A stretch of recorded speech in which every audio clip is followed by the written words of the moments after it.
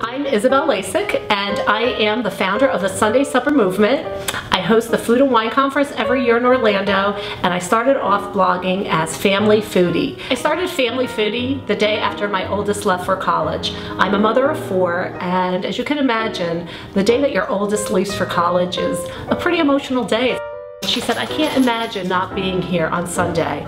And it had such a profound effect on me. And I really thought, you know, as a mom, after all these years, to realize that what means the most to you now means the most to your child as she's getting ready to leave for college. You know, what a great message. So I did my first blog post the day after she left, and it was a very simple pancake recipe.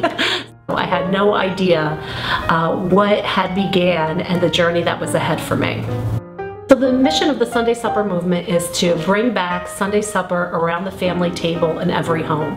We want to make a difference in the lives of others, and we really feel that through creating great wholesome recipes that we would feed our families and encourage others to spend that time with their families. The other thing that we also want to do is within our own family of bloggers, you know, we want to help them take their blog to the next level and create opportunities that they may not have on their own, but that when we come together as a community, there's those opportunities that are out there.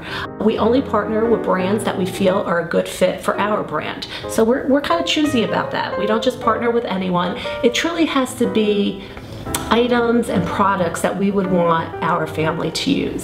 So January 2012 is when we started the Sunday Supper Movement officially, and whoever could have imagined that from 8 bloggers coming together that we're now reaching almost 3 million followers every single week through #SundaySupper.